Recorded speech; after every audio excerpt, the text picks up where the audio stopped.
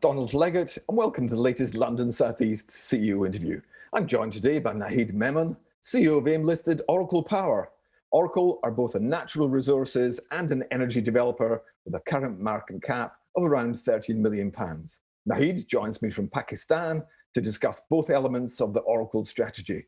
Welcome, Naheed, and thanks very much indeed for joining us today. Hello, Donald, and thank you for having me. No, it truly is our pleasure. I'm really interested in your company and looking forward to this. Perhaps if I could start by asking you to give us a quick overview of Oracle.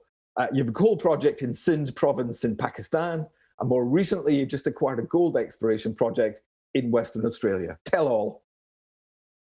Sure. So Oracle was set up initially with the admission of the Pakistan project onto the market. And that still remains our flagship project. It's a large coal mining lease. We have 1.4 billion tons of lignite coal. And we envisage the development of a large industrial park project, which encompasses a power project. And now we've also included a coal to gasification and coal liquefaction, coal processing setup. And that is sort of a project which runs into a few $1 billion, between $6 to $8 billion upon completion of the various components. So it is set out to be a sort of a stage-wise development.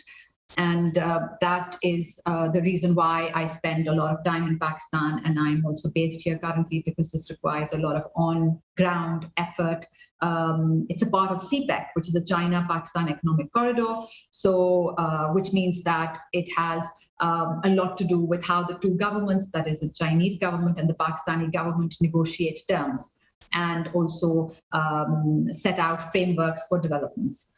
So that's a big project which is ongoing. And then we've also diversified our jurisdiction and moved into Western Australia and picked up 2 gold mining projects. And very, very excited about that because that has, started off on a very good note, moving very quickly. And that jurisdiction and that project, if I'm to call it that, those 2 projects are both looking very, very good. So the fact that we moved into Australia and the fact that we picked up gold as a commodity to develop, the fact that we already have coal and we are now developing coal for multiple uses, sets us up as an international company working in multiple jurisdictions and looking to expand its commodity focus. So we're not operators, we're not contractors, and we are setting ourselves up to be, and we're already sort of moving in that direction to become an internationally renowned, respected project developer in the natural resource space. And that's the strategic direction that we're working in. Okay, let's drill down there. You say you've got 2 projects in Australia, Jundee East, around Jundee East. I think you're looking to enlarge your gold resource there. So if you could give us an update on the Greenstone belt, which you've just discovered. Sure. So we have 2 projects there. The Jundee East, which is 9 kilometers east of the Jundee mine, which is a developed gold mine, which has already produced 7 million ounces of gold, and the other one is the Northern Zone project. So the Jundee East is the one that we just recently made an announcement about, the confirmation of an unidentified blind greenstone belt, which is covered by 100 meters of cover. And so the Jundee mine has mineralization in the greenstone, but that was cropping above, so that's how it was discovered. Whereas in our jurisdiction, in our area, this has been covered by some 100 meters of material. So hence it was unidentified, and super excited about the fact that we have been able to confirm this through gravity magnetic surveys and modeling. We're waiting now for some other results to come through. So so that mineralization looks similar to the mineralization in the Greenstone belt at the developed mine 9 kilometers east of us. west of us. We're on the east. And we've also identified major, huge felsic intrusions, as well as some fault lines which sort of reconfirm the possibility of deposits in that area.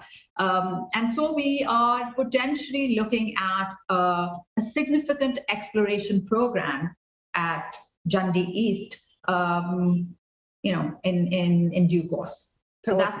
Tell us more. Tell us about that significant exploration program. Are you beginning to look to drill to prove the resource there?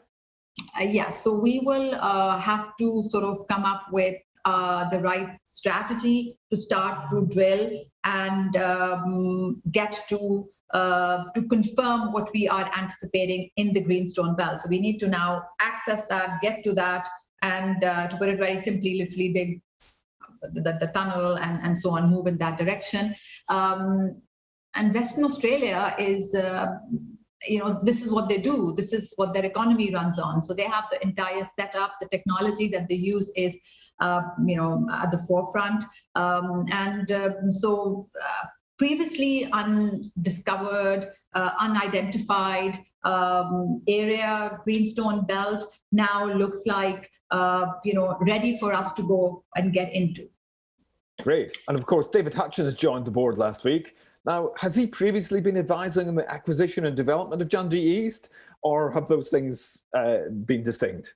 No, nothing. David Hutchins was not a part of the sort of conversation that took place prior to the acquisition, and nor was I really connected with him directly. I've known him, known some common friends when I used to work in the City of London many, many years ago. We wanted someone to replace Glenn, but then I was also very keen to have someone on board who was a part of the gold mining industry and understood the gold global markets. And so David chairs the FTSE Gold Index subcommittee. So he understands the sort of the companies and their development on the capital markets, companies which are working in the gold sector. So, very, very pleased to have him on board, and hopefully we'll work much more closely with him now. Excellent. Okay, Naheed, why have you broadened the strategy out from coal in Sindh Province to gold in Western Australia? Was this purchase opportunistic, can I ask? The opportunity was presented, but it was much more about following through a decision that the board had taken, and which was about making Oracle into a platform, a project development company, which is working on large global projects and have not just one commodity, but 2 or 3 commodities that we a portfolio. Develop projects. That's correct. So building that portfolio, that's exactly the right way to think about it. And so this is the first step. And I also then wanted to go into a jurisdiction which was experienced, which was mature, and which is responsible. I have this big, huge mega project in Pakistan, which comes with multiple challenges, although the returns are very high, which we expect to achieve. So looking at all of that, gold seemed to be the right commodity to move in. And then Australia was the right jurisdiction because I was not going to fight as many battles on ground as I do in Pakistan, or potentially I would in even Africa, for example, if I were to go there. So it was a combination of the right opportunity, but then also led by a strategy that we had put in place.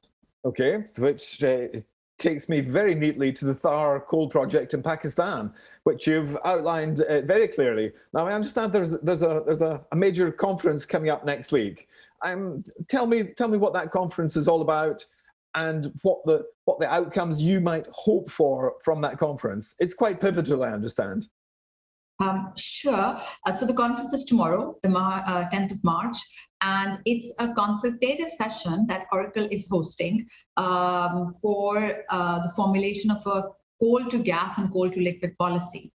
For those who are unfamiliar with the sort of scene here, so coal mining at Thar became a part of CPEC, the China-Pakistan Economic Corridor, which is a bilateral investment program which supports the investment of big money into big infrastructure projects from China into Pakistan, using Chinese state-owned large companies, mostly state-owned, to carry out these projects in Pakistan. So that's the coal mining aspect. Now, what do we do with coal? And this came into CPEC in the first stage as coal to power, and then it was also supported in CPEC for coal to gas and coal to liquid.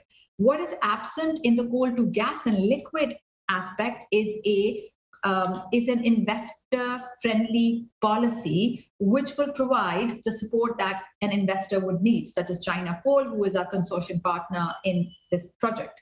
So they would need some sort of sovereign guarantee, buyback, offtake, support price, infrastructure support, provision of water, provision of lines, XYZ, and the list goes on. All of this the government cannot give, some of it the government can give. But for the power part, coal to power policy did exist. And from time to time, the government reviews it and does bits and pieces to it, but the fundamental policy is in place. But for coal to gas and liquid, we are negotiating the right policy. Tomorrow in the conference, we expect this discussion to proceed towards a decision as to what kind of policy the government will actually provide in order for China Coal to come forth and start putting in the money that it needs to do coal chemistry, which is coal to gas and coal to liquid. Now, you've outlined to me that it's quite a difficult political situation, and it's a bit like herding cats. Those are my words, not yours. So it's not difficult. I mean, actually, I think it's simple. It's just that decisions need to be taken, and the government has to prioritize.